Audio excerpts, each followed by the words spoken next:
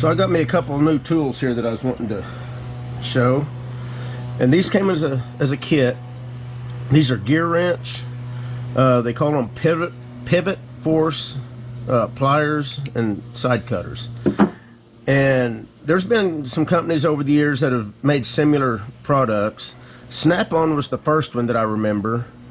They made I think it was a regular pair of pliers that operated off the same principle. And if you notice, you've got a little pivot right here. Now theirs was designed a little bit differently.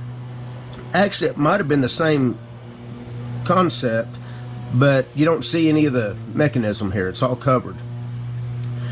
But if you look, whenever you open these up, it actually rides on a cantilever pivot.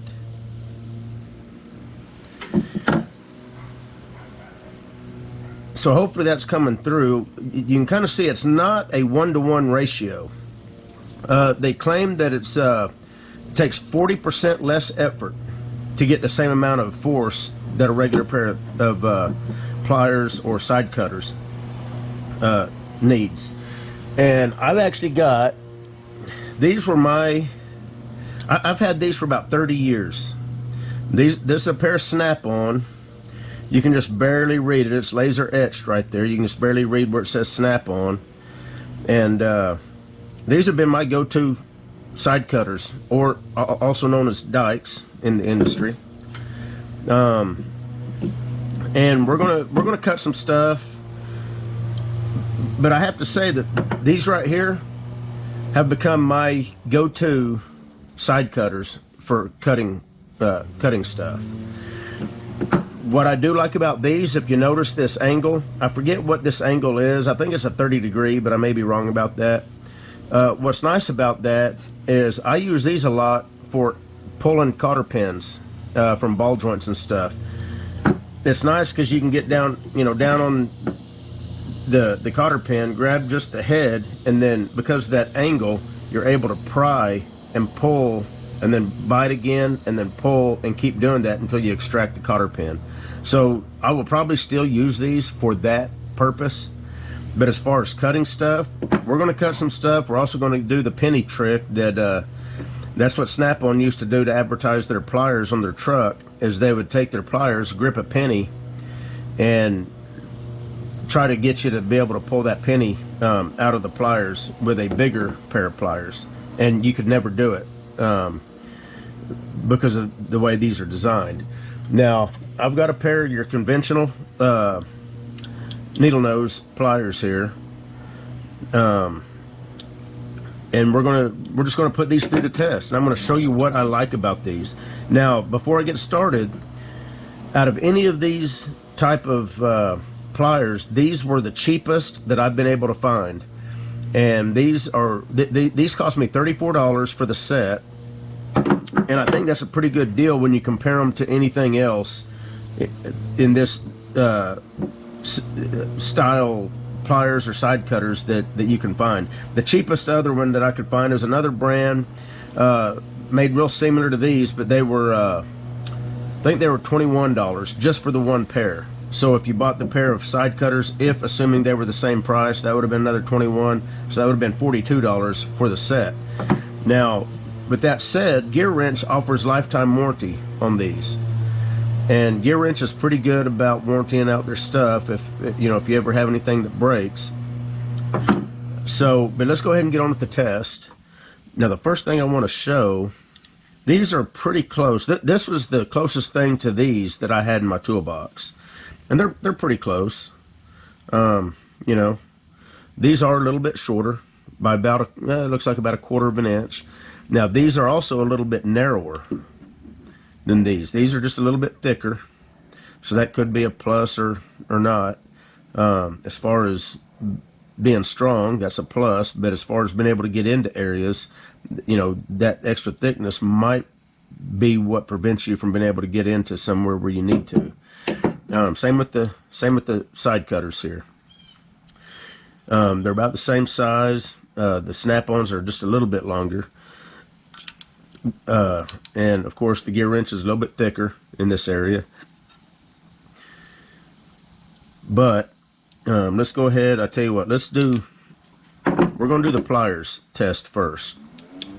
These have always been my needle nose pliers that I've always grabbed whenever I needed you know, needle nose pliers for something. I've got 2 or 3 other pairs of needle nose, but these have always been my favorites.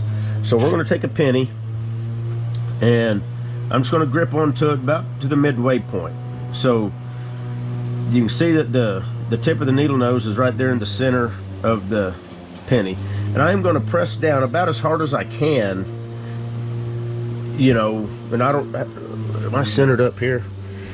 About as hard as I can right there. I'm going to take these gear wrench, and I'm going to grip onto them in about the same amount, and I'm going to see if I can pivot this penny out of these jaws and see if it is able to come out. And I'm going to press down with the gear wrench about the same amount of effort. And I mean, that was not it. I don't even think I've got as much force on these, but you can tell by squeezing that you are really putting a lot of force on this. So now that I've got these pinched in with the gear wrench, I'm going to actually try to grab as much as I can with these needle nose here. And you can see there's teeth on here. And I'm going to try to pivot them away from just the small tip that the gear wrench has got. And I'm going to see if I can pivot this penny out of here.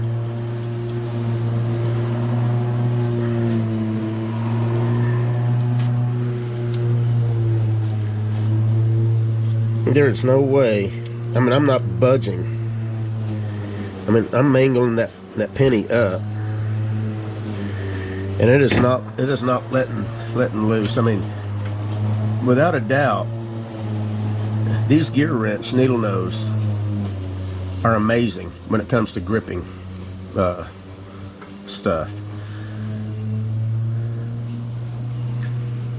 These just didn't stand a chance. There's just no way that I was going to be able to get enough grip with these.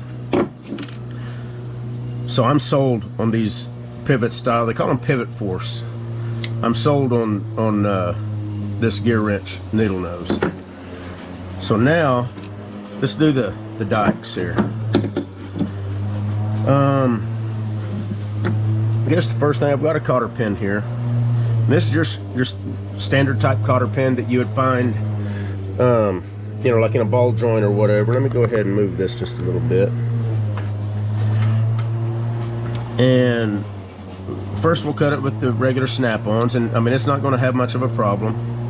I'm going to grip it down here at the throat of the cutters, and it cuts through it. You know, I'm having to put a fair amount of force on it, but you know, nothing that you would expect, you know, out of the ordinary. Now let's go up here to the tip, which generally, obviously, you're going to have a little bit more force to cut through something when you're out here at the tip. And it finally made it, but it took about everything I had to be able to do it. And I lost that cotter pin, it flew out of there. So now let's try, got the same exact cotter pin, same size and everything. Let's go with the gear wrench, PivotForce. I'm going to start it down here at the throat.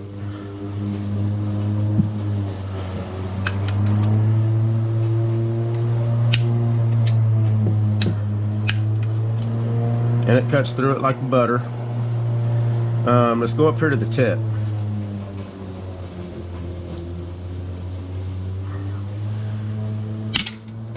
Okay, now I did that with one hand. Let's do it one more time. I'm going to do one hand. It takes a little bit of force, but there is no way I'm doing that with one hand with these. I mean, there's just absolutely no way. Even with two hands, it was about everything I had to be able to do it. So there's no doubt you definitely get a lot more force. Now there is a drawback to these. And before we go any further, let me tell you what that drawback is if you don't already know. These don't open up with a 1-to-1 ratio, meaning when you open these up, the handles, the jaws don't open up proportionally. I don't know if you can see kind of the cantilever effect there.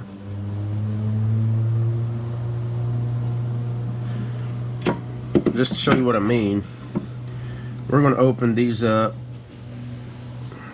I'm going to use these lines right here for a reference. I think those are 4 inches. We'll go right on the inside of the line. That way I can put both these.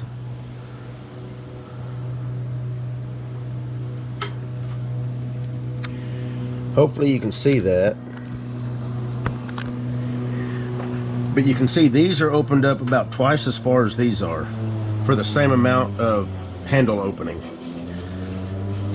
So that can be an issue, but the reason I don't think it's much of an issue is there's no way that you're going to be able to cut anything that you're able to get in these jaws that big. If you had a cable, even a battery cable on a car, the chances of you being able to cut through it with these are going to be, you'll probably be able to do it, but you're going to have to put some force on it.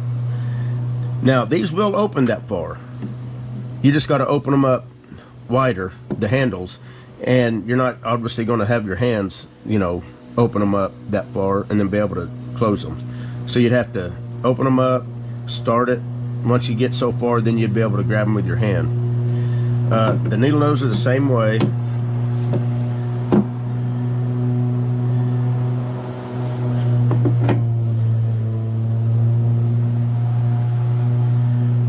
And you can see how with about the same amount of handle opening right here, you've got about twice as much opening here than you do here. So that's the only drawback that I know of. But again, with that said, what are you going to pin? What are you going to grip onto with needle nose pliers that's going to be that big? You know, and I can still open these up with my hands.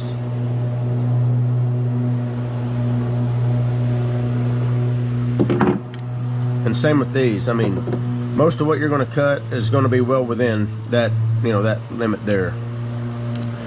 So that is the drawback. Would I recommend these? Absolutely yes. These are the ones that I have went to. I've had these for about a month now, and every time I've needed a needle nose or a pair of dikes, these are where I've went, and I have learned to love them. They are by far the nicest pair that I've got. Now, I think I mentioned it earlier, Snap-on, I think, was the first ones, at least that I know of, that came out with any kind of what they called, I believe, a high leverage pair of pliers. And it was a regular pair of pliers. It wasn't needle nose and it wasn't side cutters. It was a regular pair of pliers that operated in a similar manner. In fact, they claimed for us, I think, 75% less effort to get the same amount of force at the tips. A lot of people didn't like them, and I didn't. I'll be honest, I didn't like them. They were $100, and I didn't like them because whenever you open them up with one hand, they didn't open up far enough. So yeah, if you're gripping pennies, you know, where it's only opening up a little tiny bit, they were great, but I don't grip pennies too often. So I never bought a pair because of that reason right there. You know, most pliers, regular slip joint pliers that I use, you know, sometimes you got to open them up wide to get onto something, you know, so you can turn it. You wasn't able to do that with those particular pliers. But if you guys are looking for a nice pair of needle nose and side cutters, these are the way to go. Let me get a tape measure so you'll know what size these are.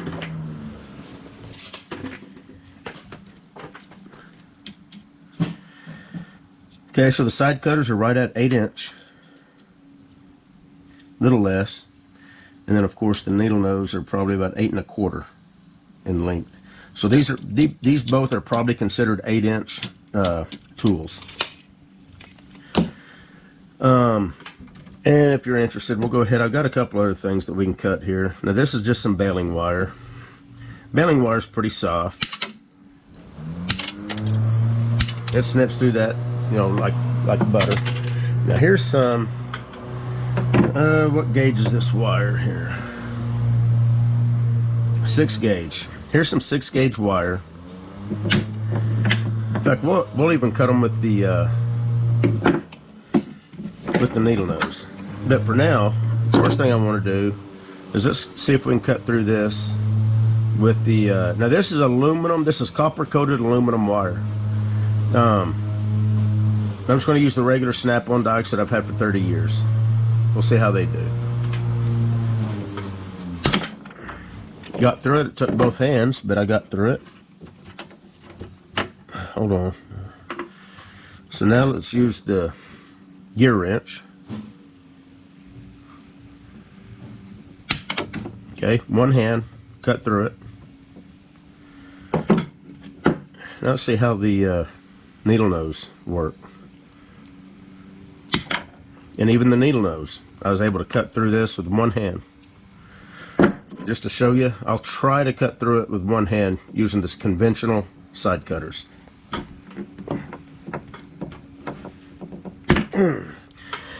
So what I was doing is I was literally pressing down on the table and putting my weight behind it in order to get that cut. I don't have enough strength with one hand to cut through this cable, this 6-gauge cable, with the conventional dikes. I was able to cut through it with one hand with the gear wrench, and even one hand with the cutters on the needle nose pliers. Anyway, that's about all I got. I just wanted to show you guys these GearWrench PivotForce pliers. Now the part number on the GearWrench side cutters is 82120. 82120. The part number on the GearWrench needle nose, 82121. So 82121 for the PivotForce needle nose. Oh, and while I'm here, the teeth on here are very, very nicely ground. Very, very nice. They're not just cut straight like your typical needle nose like these. And I don't know if you can see that. These are just cut straight, which is the way most pliers and needle nose are, which is great. But these are cut in a hash mark. So you've got 45 degrees this way, 45 this way. Actually, that's probably not even, it doesn't even look like 45. Maybe 30 degrees this way, 30 degrees this way, which is probably another reason why it contributes to gripping stuff so much better. But anyway, just wanted to show those off. I'll put a link if you guys want them. The cheapest place I was able to find them was on Amazon. So order you up a pair if you want a good pair of side cutters and needle nose. We'll catch you later.